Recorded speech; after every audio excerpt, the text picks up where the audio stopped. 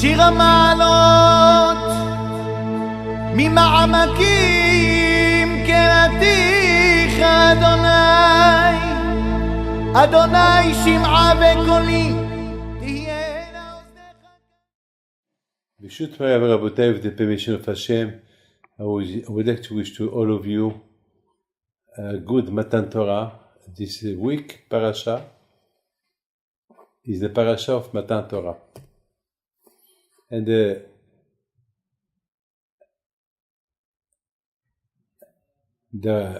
our rabbi said that the day that Hashem decided to give the Torah to the Bnei Israel, it was a special day. It was the day that the Bnei Israel, all of them, they were united. And something happened that day that all people that they were ill, don't forget, they were slaves in Egypt. There were people that they were paralyzed, there were people that they were blind, there were people that they couldn't hear. Because there, when somebody was not well, they did not have any life insurance, any insurance of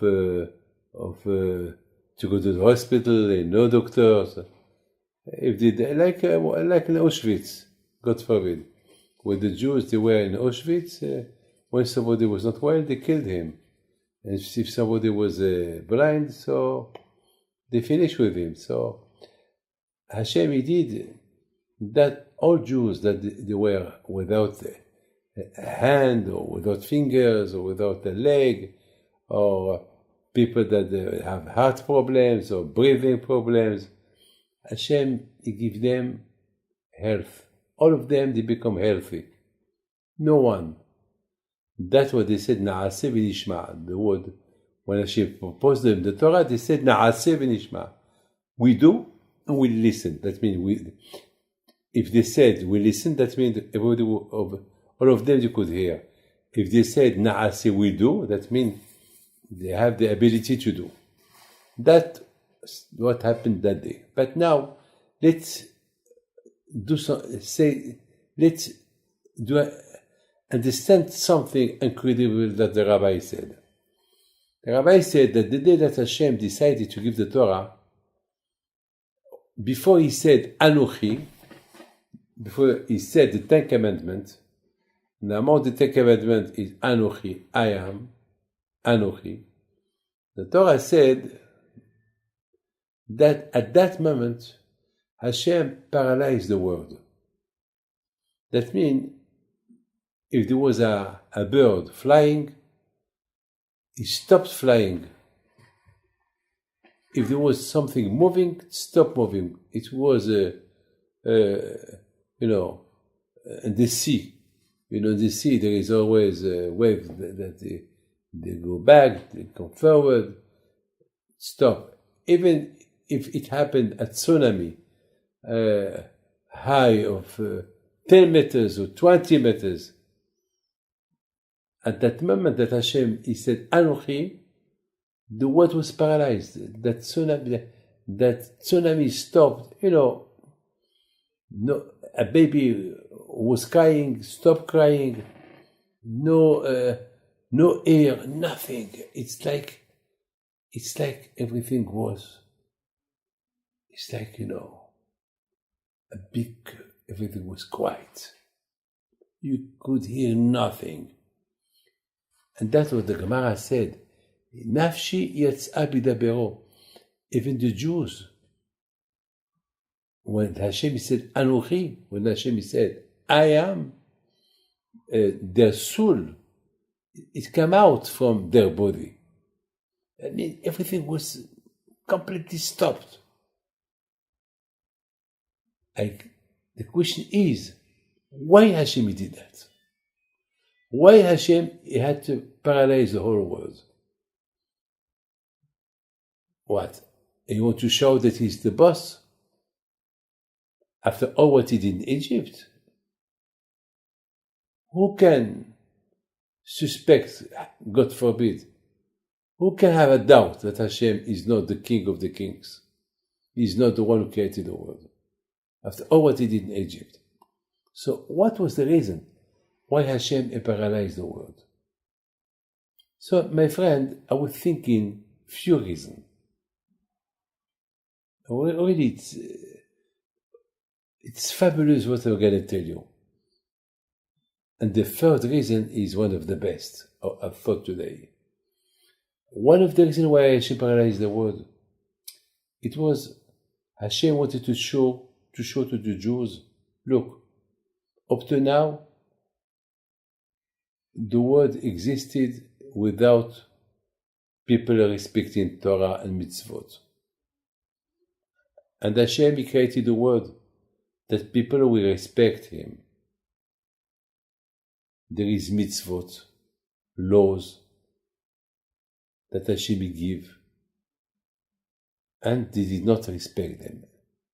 And Hashem, He has the right to destroy the world, because Hashem, He created a world that people can respect the mitzvot. The laws, Hashem, He gave the laws to Adam, He did not respect them. Hashem, He gave the laws to Noah, to his generation, they did not respect them. Now, Hashem, He said, look, up to now, I was waiting for you, that you will accept the Torah. So, now, or you accept the Torah, okay? Otherwise, I destroy the world. And Hashem, He did a demonstration to the Jews. He stopped, He paralyzed the world. He said, you see, from now on, if you don't respect Torah mitzvot, the world has no reason to continue. So now, up to now, I maintained the word only because I was waiting for you to receive the Torah. Now, you are the boss. From now on, you respect the Torah mitzvot, so the word will be maintained. Like the Pekah would said, Ha'olam omed ala Torah. The word stand with the zichut of the Torah. So that's why Hashem, He paralyzed the world. Hashem paralyzed the world to show to the Bnei Israel, till now, I maintain the world without the Torah. Because there was nobody to study Torah to respect mitzvot. What the mitzvot that I give to the previous generation, they did not respect them. So, this is one of the reasons that Hashem is like He give a warning to the Jews that the world cannot carry on the way as it is now. Now, the rules has changed. Now the world, He will be standing only with the Zichut Torah. So I give you the Torah now. Look what I am capable to do. This is one of the reasons. Second reason, why Hashem paralyzed the world? Why even if a bird was flying, it stopped flying. If a baby was crying, it stopped crying. Why Hashem did that? So there will not be a man who will say one day to Hashem, hey Hashem, when you give the 10 Commandments, my child was crying, I didn't listen to you. That's why I didn't do Torah mitzvot. So that a man will not say, Hashem, I was not concentrated on when you were talking, when you were giving the 10 Commandments, because some birds passed over my head and they were singing, they were screaming, and they took my attention from hearing you talking, give us the 10 Commandments. So that's why Hashem, He paralyzed the world, so there is no any reason to give to Hashem, because People can find a lot of excuses. So if Hashem asks somebody, why did not respect Torah mitzvot? He cannot tell him, I was disturbed by my child that was crying, or by something, by a bird, or the earthquake, or a nose. No, there is no reason. Everything was quiet. Everything. And beside this, everybody was healthy, hearing, they could talk, they could breathe, no health problems, nothing. Everything was perfect. That is the second reason why Hashem paralyzed the world. So there be no excuse to seek to Hashem, to tell Hashem, I was some noises disturbed me. And of course, the third reason, it's the best for me. The Zohar said, when Hashem created the world, listen to this, it's fabulous. Hashem said,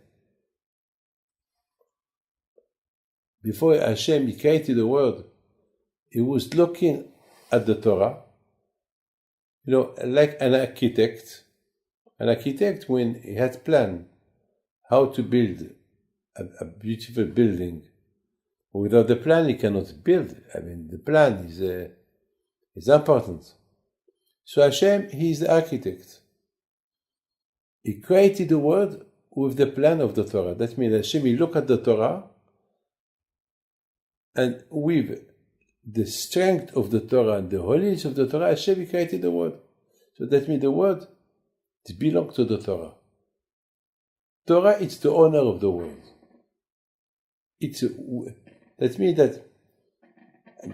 that Hashem, he created a concept that without Torah there is no world.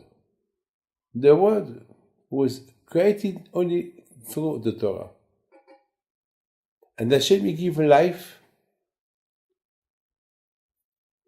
to the earth, to the world, and that life, Hashem, he took it from the Torah and he put it to. So now, all life that you see in the world is from the Torah.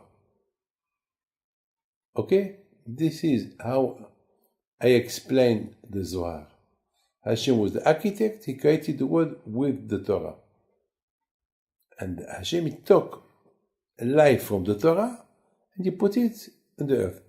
I have to tell you something. After 120 years, we take nothing with us. What we take with us? Torah. I would like you to tell you something. Where do we go after 120 years? When my mother, she passed away, I was next to her. I was in front of her face.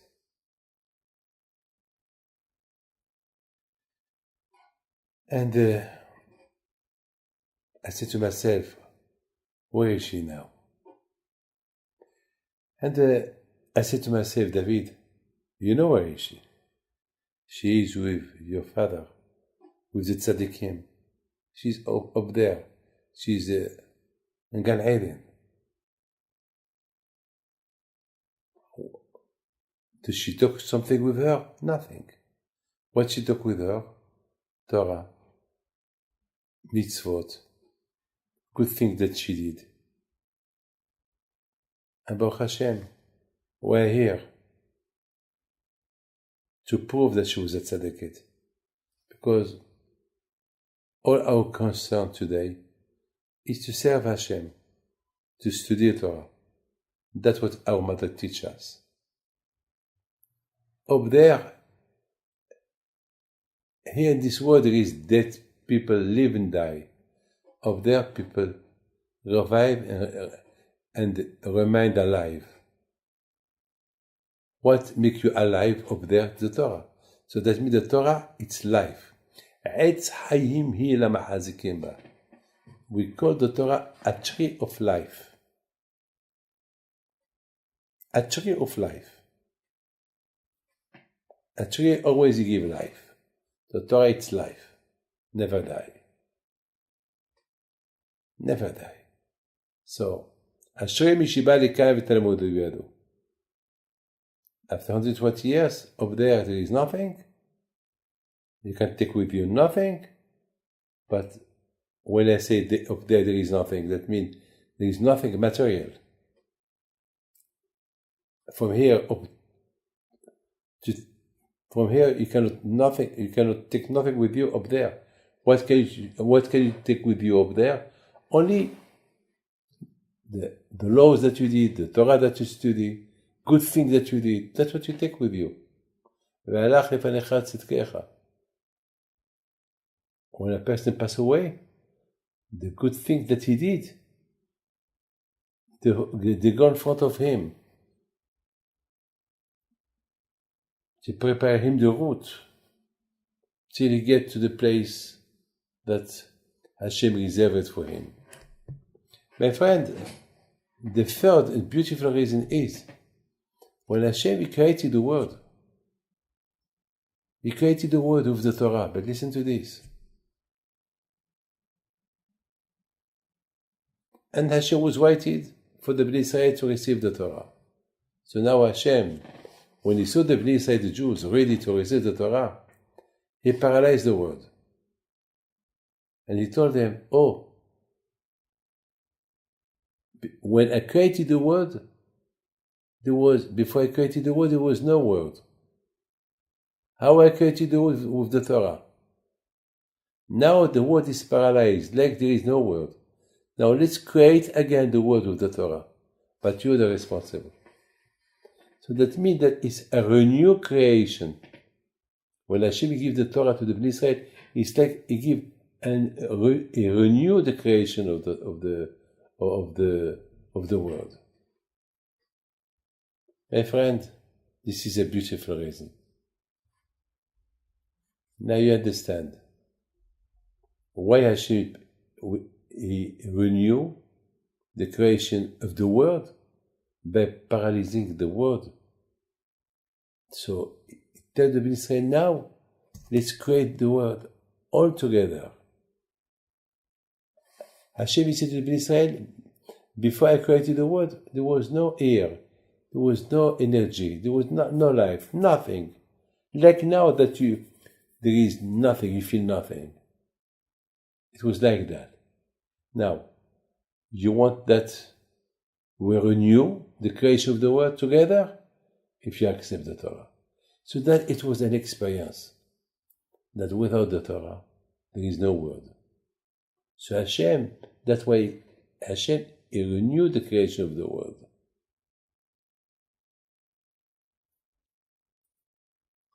My friend,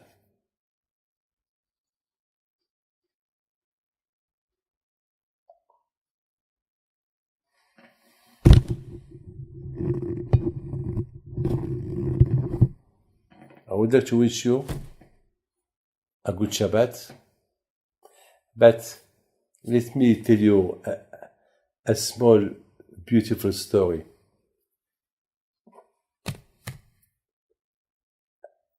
When I was in New York last week, I was supposing to fly on Saturday night to Los Angeles at 9:45 in the night. And then after Shabbat, we received a message that the flight was cancelled. I was very sad because it was. I had a big plan. I had a lot of things to do in Los Angeles on Sunday morning. I did not know what to do. So Baruch Hashem, there in the office, they find 2 tickets. They find Alaska Airlines. They find there 2 tickets at 8 o'clock, 8:05 in the evening. But it was already 6:30 in the evening. I mean, how can we go from Manhattan to JFK? It was impossible.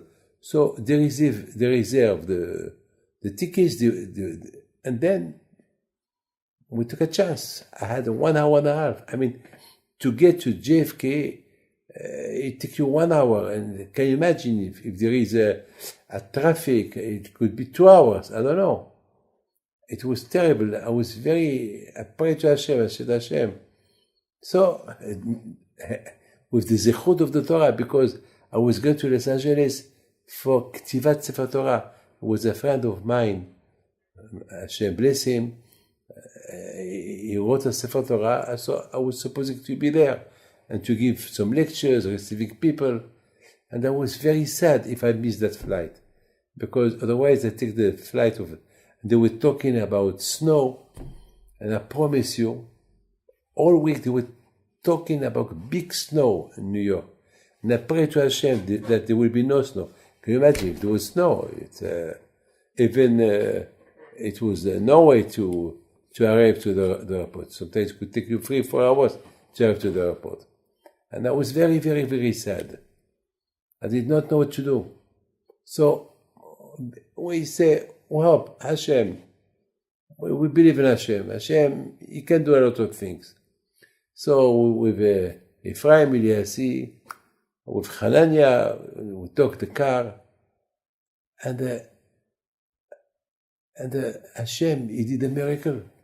I mean, can you imagine? Ephraim was driving, and I don't know, the car we're going on the other side. I don't know what happened. It was the open road. Every time I ask Ephraim, how many time, how long did we take? Where Rabbi David? Another 15 minutes. Later ask him, Ephraim, how much time, how long it will take to arrive? Rabbi David, another 45 minutes. Each 5 minutes was like an hour. I can ask, well, Rabbi David, we still have another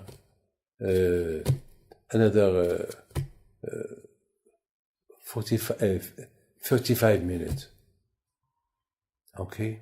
And suddenly he said, Rabbi David, I don't understand. In 10 minutes we arrive.